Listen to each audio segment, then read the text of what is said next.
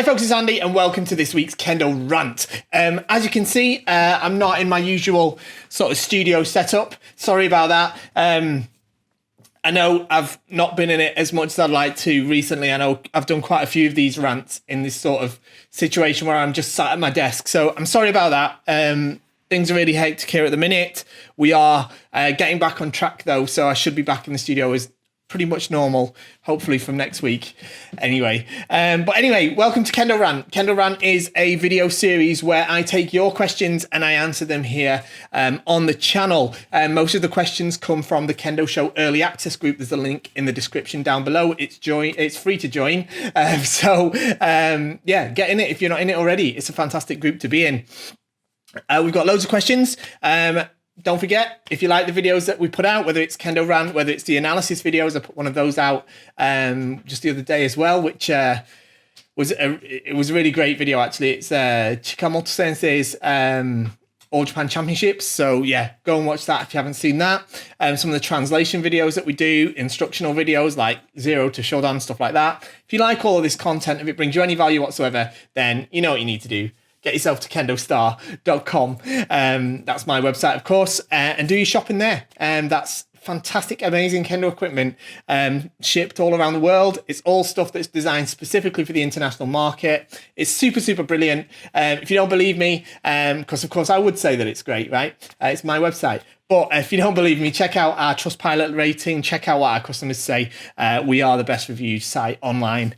So yeah, get to Kendo Star. Right, let's get into these questions. So the first one, this one comes from a YouTube comment. I'm reading these off my computer this time as opposed to on a piece of paper. So I'll do my best. Hi, Andy. Do you know which is the oldest Kendo Dojo in the West? Thanks. No, I don't. I've got no idea what the oldest one in the West is, to be honest. And I think there's probably several contenders for it. I'm sure there's some in the US.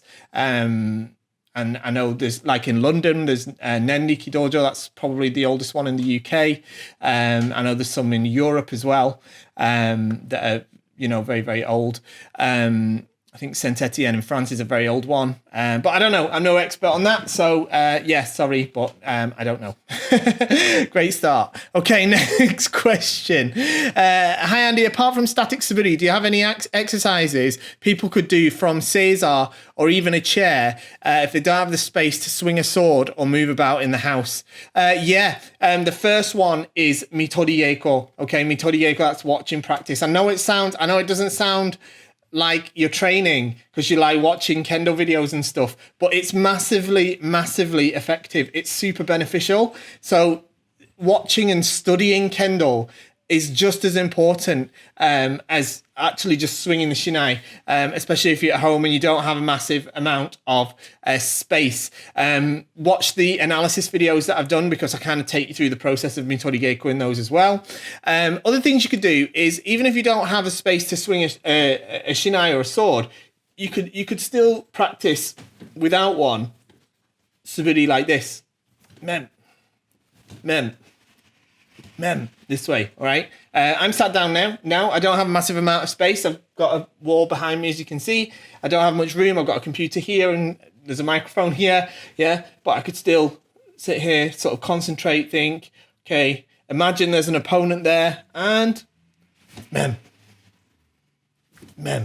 Okay, this is another way you could train. Definitely think that would be beneficial too, as sort of mental training as much as physical training. Next one. Sometimes we get blisters from overuse and sometimes it comes from poor form and sometimes from just lack of practice. What's the worst blister you've ever gotten and why did you get it? Well, I've had loads. I've had loads over the years. Usually the worst ones come on my feet and sometimes on my hands, not so much. When I've had like massive kirikaishi and suburi sessions, I've had them in the sort of palm of my hand as well. I think the worst ones I've had are probably on my feet when I've done like consecutive days of like full day trainings that I did in Japan. But they were a long time ago. A long time ago. But I always still was able to somehow strap them up and carry on. So Yeah. Next one. I've spent many hours watching Kendo videos this quarantine, and I'm doing Nito-Ryu. That's the watching practice we talked about earlier. And I have a few questions about it. I suppose it's not a good idea to try Waza learn this way since they are a very high level. When watching instruction videos about striking, they have one constant: the posture must be straight. But when doing Nito-Ryu, many examples of Ippon with a stretch position for maximum reach. How do I find balance in what is or isn't acceptable for Yuko Datotsu? All right, that's a really great question. And there's not a simple answer to it, I'm afraid. About the first part of it, about trying the waza that you've learned, like from Nito-Ryu, no, it's best not to do that until you're at least third dan.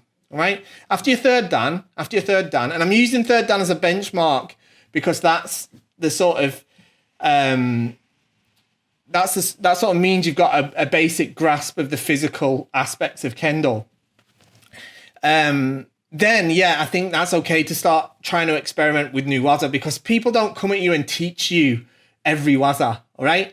Sometimes you might be lucky and you might be at a seminar or something, or maybe one day you might get a lecture on how to do, I don't know, gyakudo or kote kaishi men or something like that. But for the most part, that's not how waza is often learned. You have to kind of pick it up through that means, at least in the West. But like I say, I wouldn't focus on doing that until you've got a better understanding. I don't know what level you're at, but if you're less than third dan, just focus on the basic waza until you get to third dan.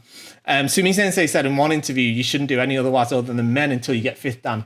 And I think there's massive value to that, massive value to that, but I don't think many of us have got the patience for it. The next part says about, instructional videos say you have to have correct posture.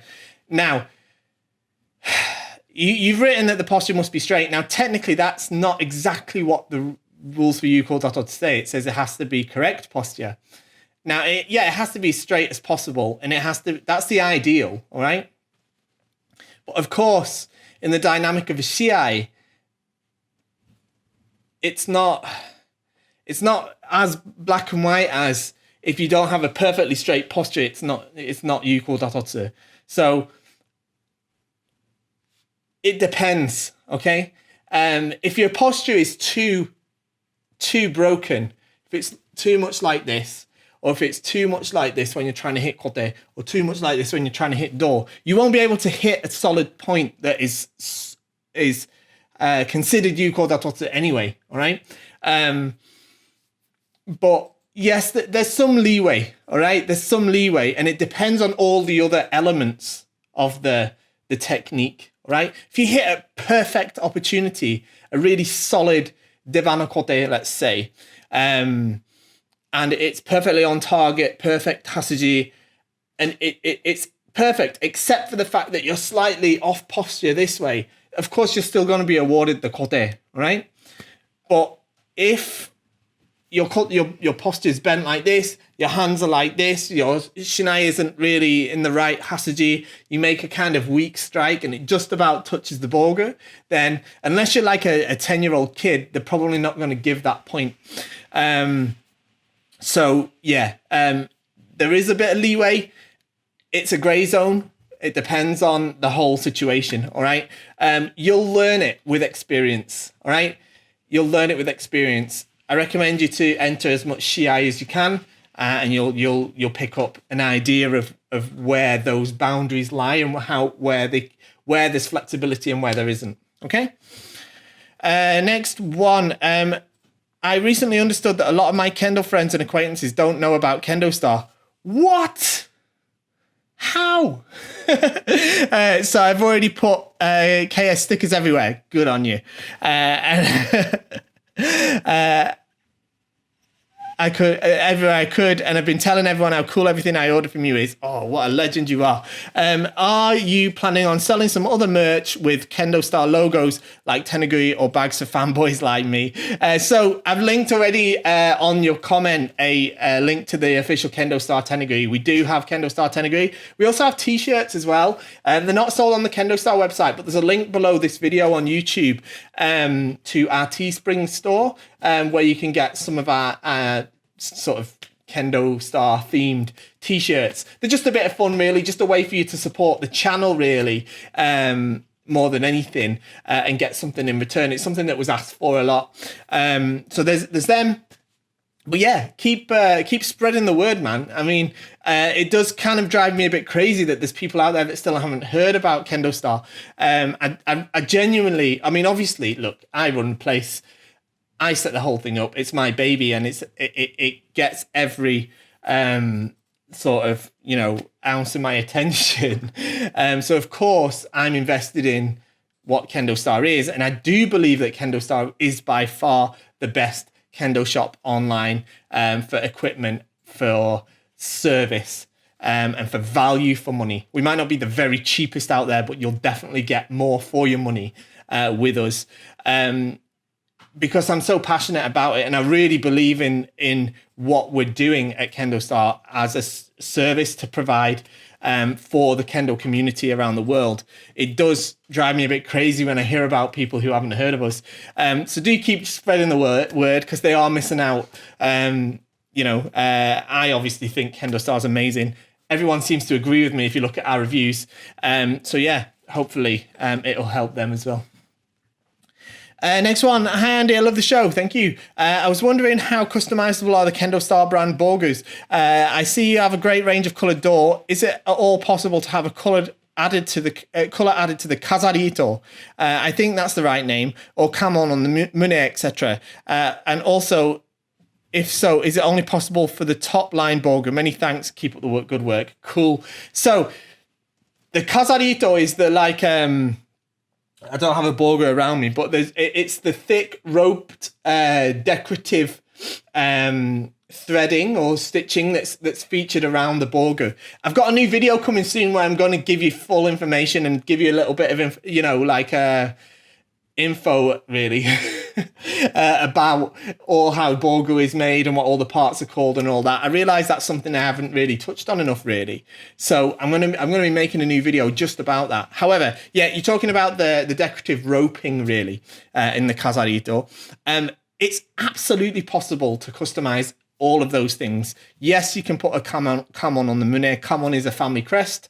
The Mune is the chest protector. We can do that. We can change different colors of the Kazarito, the stitching. We can do all sorts of customization. Fire us an email, mail@KendoStar.com. We don't have all of this on the website because I still haven't figured out a way to put all of the options that are actually possible onto a product page without making it broken and almost impossible to navigate. So that's why it's not all necessarily listed there, but there's so much we can do, pretty much anything you can imagine. So just fire us an email, mail@KendoStar.com, and yes, we can do it. Okay, next one. Hey, Andy, have you ever considered writing a book about Borgu and Kendo equipment? Yeah, I have. I've thought about writing a book several times about Kendo equipment and also about Kendo instruction. I've often wanted to make a book about, especially the competitive side of Kendo, as someone who was a competitive player. I think my insight would be quite, especially with the success of the channel, I think it would be quite interesting.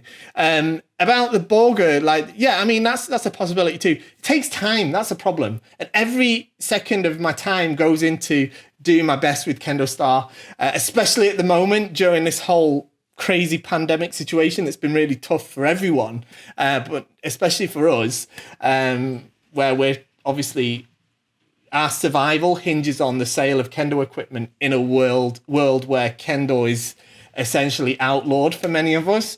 We're coming through the other side of that now, though, and lots of places are opening up. So we're starting to get through that. But as we do that, obviously it is taking up a lot of my attention. I'd love to put a book out. Do you think there's a market for it? Is it something people would like to see? Let me know in a comment down below, because I'd love to do that. Of course, the other thing that I've kind of moved away from the book idea was because I thought, well, I could just put it in video and that might be easier for everyone to understand. But I'm certainly happy to go back and look at the idea of putting out a book, whether it's something for not uniforms, I'm talking about equipment, or whether it's for actual instructional content, because I'd be quite interested in doing that as well. Okay, next one.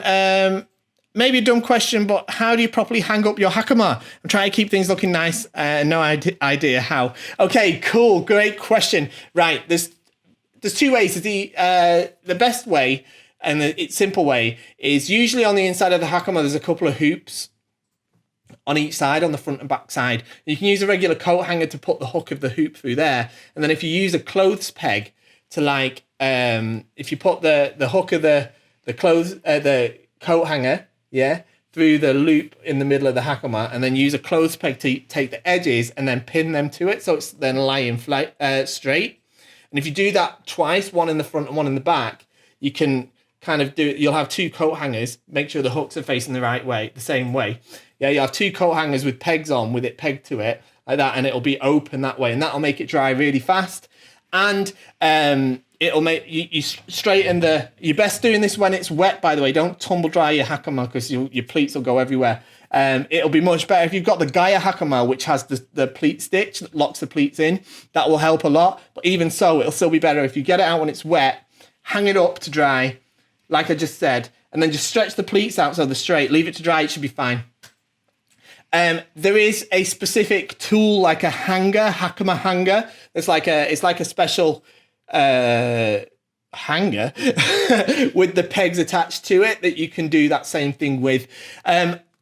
We're gonna add those to Kendo Star. I've got some. I've actually got some in stock, waiting to be added to the website. The problem is with them is I haven't figured out logistically the best way to add them to the website. Look, between us all,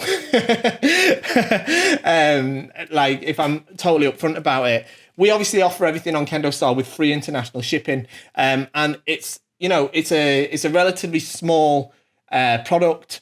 So I'm trying to figure out how we can offer that with free shipping to everyone in the world, while still being a reasonable price for the item that it is, if that makes sense. So once I figure that out, you'll see that on Kendo Star as well. Okay? Right, next one. Hi, Andy. I've been trying to wrap my head around Nito-Ryu Kendo. That's the two swords Kendo, by the way. And trying to understand its place in Kendo practice in Shiai. I understand its origins harken back to Miyamoto Musashi, but honestly, why is it not practiced as its own art like Ju-Kendo or Naginata? Does it not give an unfair advantage? Do people sometimes train this and skip the single shinai altogether? How does one even prepare oneself for such an opponent? Just curious as your take on the matter. Okay, so Nito-Ryu, that's the two-sword style. I think there is an argument that it could be technically separated like Ju-Kendo and Naginata, because it is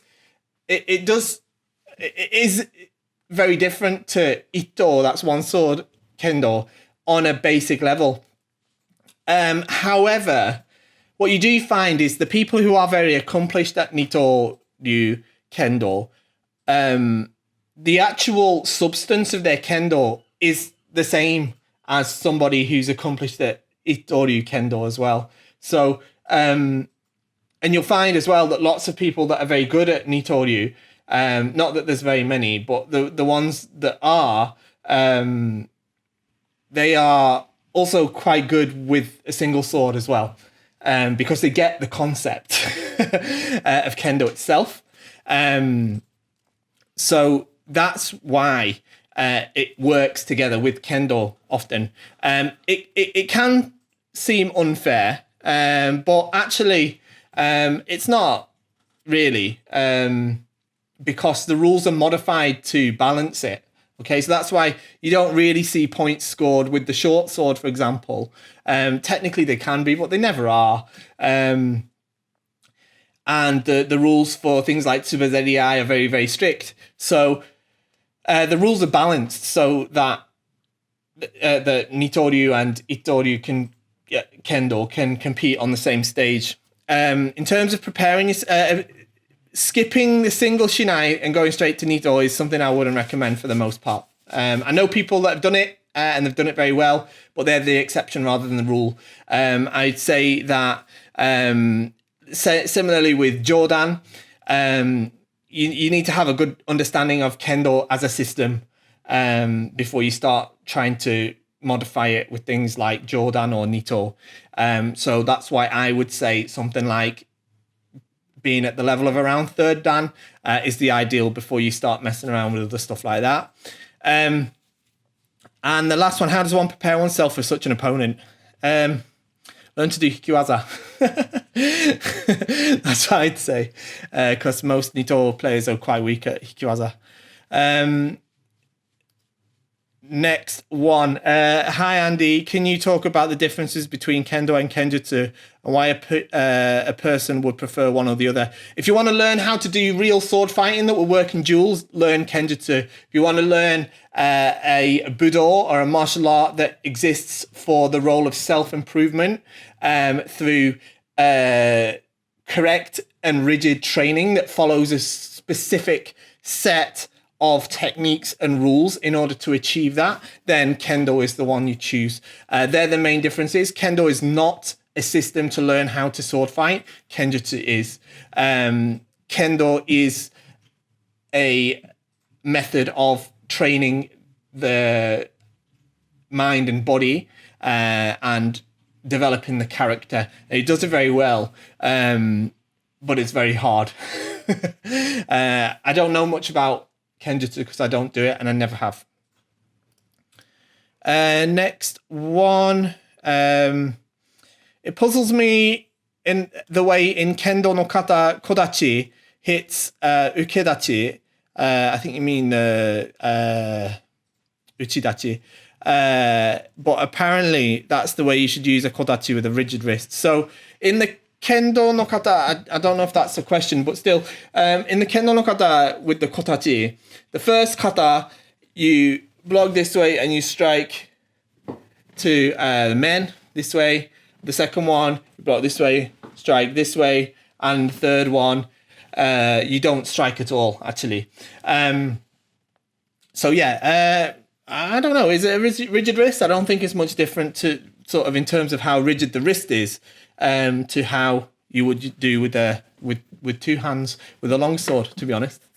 Next one. Hi, Andy. In an attempt to find an odd question for you, if I recall correctly, I read somewhere that you can shorten the length of your shinai, but the weight must remain the same. Is this something you've ever knowingly encountered? And do you have any thoughts on it? I'm not sure people doing a DIY job on shinai is the safest of ideas. So the regulations for the shinai refer to maximum length and minimum weight. That means it doesn't have to be 120 centimeters long for adults, okay?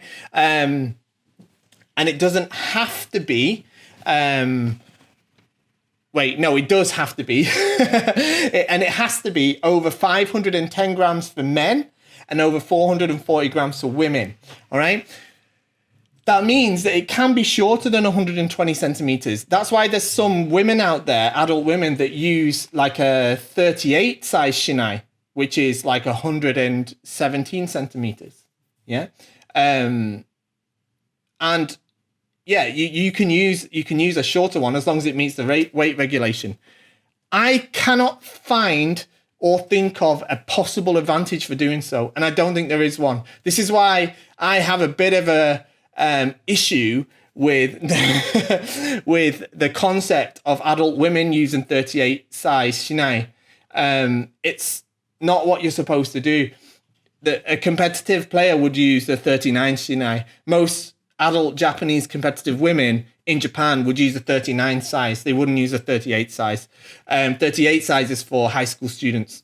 Many casual women in Japan use a size 38 because there isn't a shinai check in Japan for most tournaments. And the 38 size is cheaper than the 39 in lots of Japanese bow shops. So, because it's a junior shinai. So that's something that happens. But serious competitive women tend to use size 39 because you wouldn't use a shorter shinai. It would only put you at a disadvantage. Now, I've tried this as well. I've tried I spent about 4 months using a correctly weighted 38 shinai for my own research purposes. I tried it in tournaments as well, where it was 38 length, but it was over the 510 limit. So yeah, it was tournament legal.